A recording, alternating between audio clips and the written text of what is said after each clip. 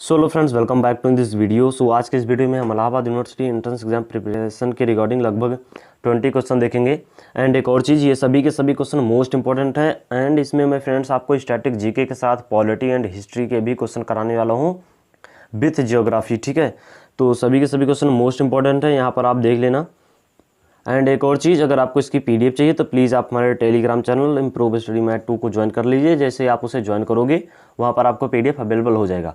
और अगर आप हमारे चैनल पर पहली बार आए हो तो प्लीज़ चैनल को सब्सक्राइब कर लीजिए। चलिए फ्रेंड्स, वीडियो को स्टार्ट करते हैं आज के इस क्वेश्चन से।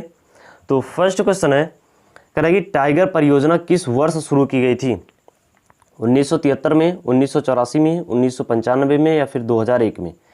तो आप में से अगर किसी स्टूडेंट को पता है कि टाइगर परियोजना कब शुरू की गई थी तो कमेंट बॉक्स में बता देना। आप नीचे लाइव कमेंट में अगर नहीं कर सकते तो कोई बात नहीं, नीचे कमेंट कर देना, क्योंकि मैं आपके ज़्यादातर कमेंट हो सकता है तो देखने की कोशिश करता हूँ। ठीक है, तो आप नीचे कमेंट करना, मैं आपके डेफिनेटली कमेंट देखने का प्रयास करूँगा। तो चलिए फर्स्ट को अगर हम बात करें क्वेश्चन की, तो इसका राइट आंसर हो जाएगा ना 1973। तो टाइगर परियोजना 1973 में स्टार्ट की गई थी, बेसिकली टाइगर को क्या करने के लिए? सुरक्षित करने के लिए। क्वेश्चन नंबर सेकंड, भारत में रेलवे तंत्र कब स्थापित किया गया था? 1753 में, 1853 में, 1953 में या फिर 1969 में? तो देखो इसमें से बहुत स्टूडेंट कर देंगे 1953, लेकिन ये नहीं होगा, क्योंकि अगर हम बात करें भारत में रेलवे तंत्र का, क्योंकि ये ब्रिटिश काल के समय ही लग गया था। ठीक है, तो इसका राइट आंसर हो जाएगा 1853। आप अच्छे से देख लेना। एंड ये सभी के सभी क्वेश्चन मोस्ट इंपॉर्टेंट है। क्वेश्चन नंबर थर्ड, कह रहा है कि भारत में अल्पसंख्यक अधिकार दिवस कब मनाया जाता है? देखो ये इंपॉर्टेंट क्वेश्चन है। ठीक है, जो इस टाइप के क्वेश्चन आते हैं आप देख लेना फ्रेंड्स, यही क्वेश्चन आपके एग्जाम में बनेंगे। जितने भी मैं क्वेश्चन सॉल्व करा रहा हूँ ना, अभी तक जितने भी क्वेश्चन सॉल्व कराए हैं, अगर नहीं देखा तो प्लीज़ देख लेना प्लेलिस्ट में जाकर चैनल के। यहीं से क्वेश्चन डेफिनेटली जनरल नॉलेज के, तो आपके यहीं से क्वेश्चन बनेंगे। ठीक है, तो अगर हम बात करें भारत में अल्पसंख्यक दिवस की ना, तो ये मनाया जाता है 18 दिसंबर को। ठीक है, तो अभी चल रहा है सितंबर, अक्टूबर, नवंबर, दिसंबर में ये मनाया जाएगा 18 दिसंबर को। ठीक है, चलिए क्वेश्चन नंबर 4, कह रहा है कि सिंधु घाटी सभ्यता का बंदरगाह वाला नगर कौन था? यानी कि पोर्ट आप बोल सकते हो। ठीक है, जैसे आप बोलते हो पोर्ट, तो सिंधु घाटी सभ्यता का वह कौन सा सिटी है जहाँ पर, मतलब जिसे पोर्टो का सिटी बोला जाता है, फिर बंदरगाह वाला नगर बोला जाता है? लोथल है, रोपड़ है, मोहनजोदाड़ो है या फिर कालीबंगन है? तो देखो अगर हम बात करें बंदरगाहों वाला मतलब नगर, तो है फ्रेंड्स लोथल। ठीक है, तो ये इंपॉर्टेंट क्वेश्चन है। एंड एक और नगर है, उसको अगर आपको पता होगा तो प्लीज़ कमेंट बॉक्स में टाइप कर दीजिएगा। ठीक है, चलिए क्वेश्चन नंबर 5, कह रहा है कि भारत के किस राज्य को चावल का कटोरा कहा जाता है? आंध्र प्रदेश को, कर्नाटक को, केरल को या फिर तमिलनाडु को? तो फटाफट से अगर आपको इसका आंसर पता है तो कमेंट बॉक्स में बताना।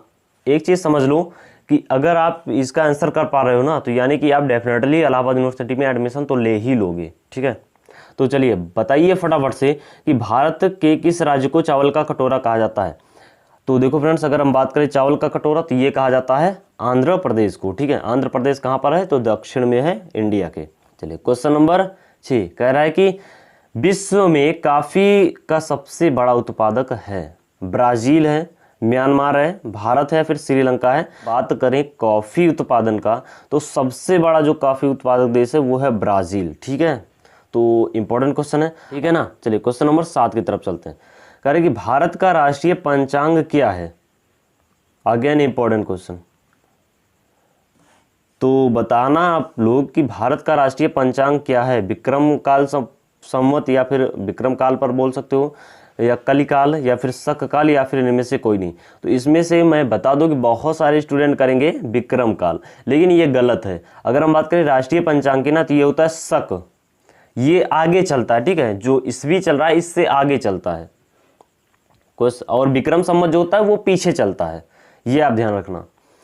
क्वेश्चन नंबर 8, कह रहा है कि भारत में संघीय शासन प्रणाली अधिनियम के अंतर्गत प्रारंभ हुए थे?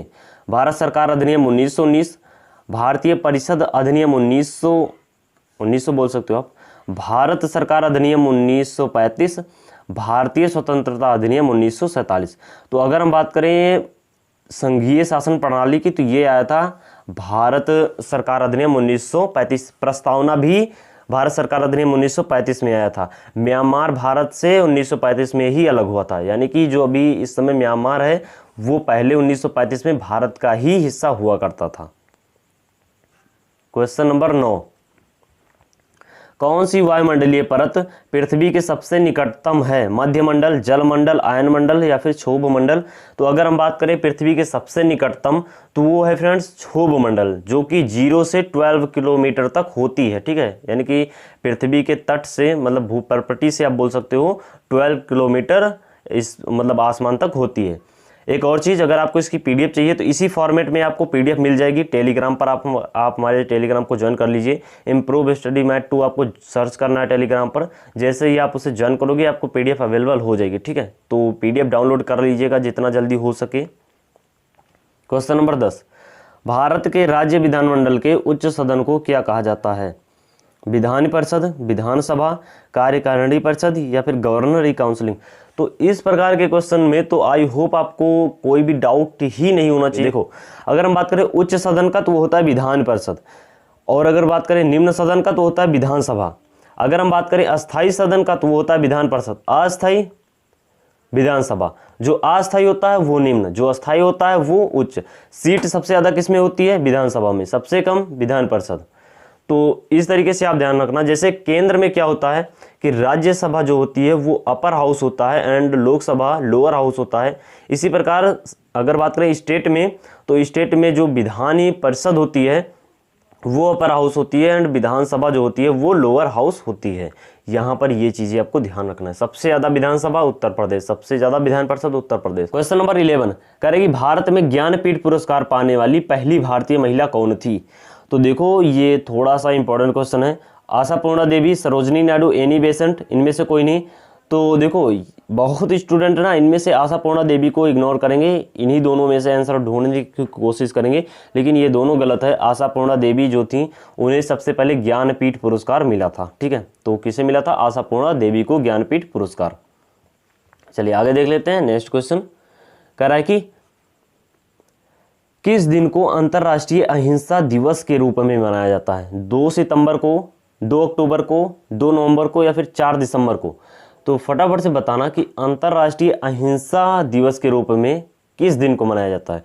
तो देखो अगर हम बात करें अंतर्राष्ट्रीय अहिंसा दिवस को तो वो 2 अक्टूबर के दिन मनाया जाता है। एक और चीज़, अगर आपको किसी भी क्वेश्चन में किसी भी प्रकार के डाउट है या फिर कोई भी क्वेश्चन का आंसर गलत है तो नीचे कमेंट बॉक्स में बता देना कि क्वेश्चन नंबर 12 गलत है या फिर क्वेश्चन नंबर 12 का आंसर ये होगा। अगर आपको आंसर पता है तो आंसर आप प्लीज़ टाइप कर देना, ठीक है ना। चलिए क्वेश्चन नंबर 13 कह रहा है कि भारतीय न्यूक्लियर विज्ञान का जनक किसे कहा जाता है? तो ये कहा जाता है होमी जहांगीर बाबा। ठीक है, मोस्ट इंपॉर्टेंट क्वेश्चन है। ठीक है, मोस्ट इंपॉर्टेंट क्वेश्चन आप मान सकते हो। तो भारत में न्यूक्लियर विज्ञान का जनक होमी जहांगीर बाबा, ठीक है, भाभा आप बोल सकते हो। क्वेश्चन नंबर 14 विश्व का एकमात्र तैरता हुआ नेशनल पार्क। यहाँ पर वर्ड देखना, भारत का नहीं पूछ रहा है, विश्व का पूछ रहा है। अगर हम बात करें विश्व का एकमात्र तैरता हुआ नेशनल पार्क राजस्थान में है, मध्य प्रदेश में है, कर्नाटक में है या फिर मणिपुर में है? तो देखो फ्रेंड्स ये है मणिपुर में। ठीक है, तो विश्व का एकमात्र तैरता हुआ नेशनल पार्क मणिपुर। आप में से अगर किसी भी एक स्टूडेंट को पता है कि ये कहाँ पर है, मतलब इसका नाम क्या है, तो आप प्लीज़ कमेंट बॉक्स में टाइप कर देना। किसी को भी अगर पता है इसका नाम तो कमेंट बॉक्स में टाइप कर सकते हो। क्वेश्चन नंबर 15 भारत में वर्षा वन पाए जाते हैं उत्तरी पूर्वी हिमाचल और पश्चिमी घाट में। तो ये ध्यान रखना, एडिशनल जानकारी है कि भारत में जो वर्षा वन पाए जाते हैं वो उत्तरी पूर्वी हिमाचल प्रदेश यानी कि जो आप बोल सकते हो नॉर्थ इंडिया एंड पश्चिमी घाट में पाए जाते हैं। नॉर्थ नहीं फ्रेंड्स, ईस्ट इंडिया। ठीक है, पूर्वी भारत आप बोल सकते हो, नॉर्थ इंडिया नहीं फ्रेंड्स। क्वेश्चन नंबर 16 कह रहा है कि लोकतंत्र के 2 रूप कौन से हैं? प्रत्यक्ष है, अप्रत्यक्ष है। ठीक है, तो 2 रूप कौन से हैं? प्रत्यक्ष और अप्रत्यक्ष। अच्छा आप बताना कि जो ग्राम समाज है या फिर आप बोल सकते हो ग्राम पंचायत है वो प्रत्यक्ष है या फिर अप्रत्यक्ष है? कमेंट बॉक्स में टाइप कर सकते हो। क्वेश्चन नंबर 17 कह रहे कि रामायण का अनुवाद फारसी में किसने किया था? Again important question. ठीक है, तो फटाफट से बताना कि रामायण का अनुवाद फारसी में किसने किया था? बदायूं ने किया था, अबुल फजल ने किया था, ए और बी दोनों ने या फिर ए और बी दोनों ने नहीं? बदायूनी होगा इसका राइट आंसर। तो रामायण का फारसी में एंड महाभारत का भी फारसी में अनुवाद इन्हीं ने किया था। ठीक है, तो इंपॉर्टेंट क्वेश्चन है।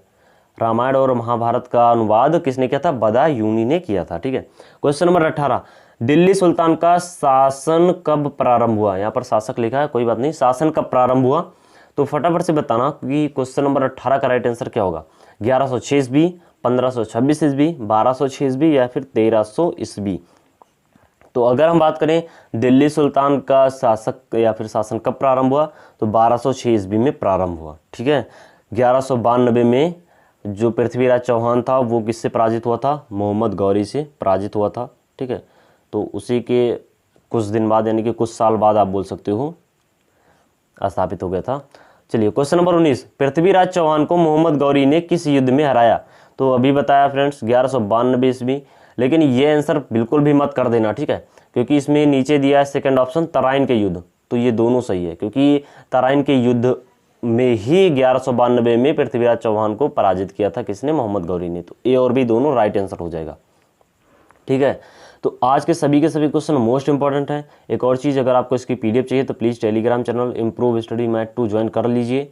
ठीक है, वहाँ पर आपको इसकी पीडीएफ भी मिल जाएगी एंड जितने भी एंट्रेंस एग्जाम प्रिपरेशन की रिकॉर्डिंग वीडियो है लगभग उसकी भी लिंक मिल जाएगी। तो चलिए फ्रेंड्स, आगे मिलते हैं नेक्स्ट वीडियो में, तब तक के लिए बाय बाय, टेक केयर, जय हिंद।